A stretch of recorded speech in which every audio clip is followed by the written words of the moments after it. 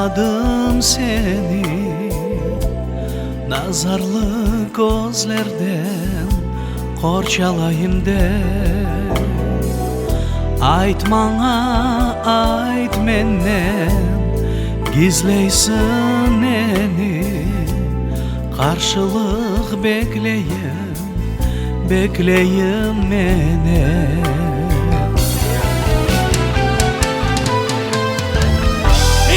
Hiçbir şey söyleme, tek bakmalı. Anlarım gözlerin söyler sırrını. Manalı bakışın sanki can alır. Sana bağışlayın gönül yerim.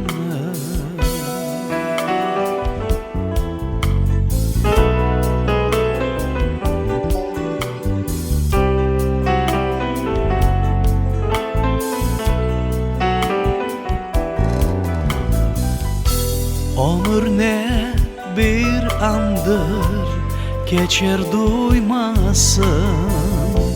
Yaşlık ve güzellik ebedi değil. Sevilip yaşasam yanıp kuymasın. Sevgi ebedidir, ebedi sevgim.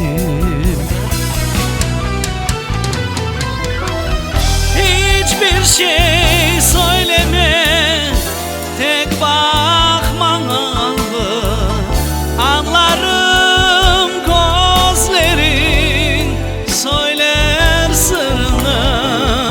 Manalı bakışın sanki can alır. Sana bağışlayın gönül yerimi.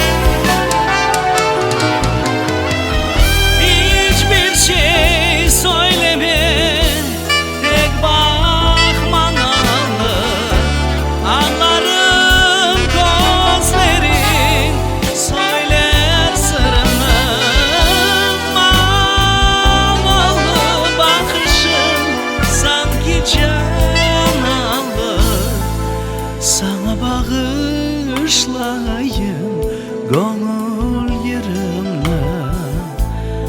Sana bağışlayın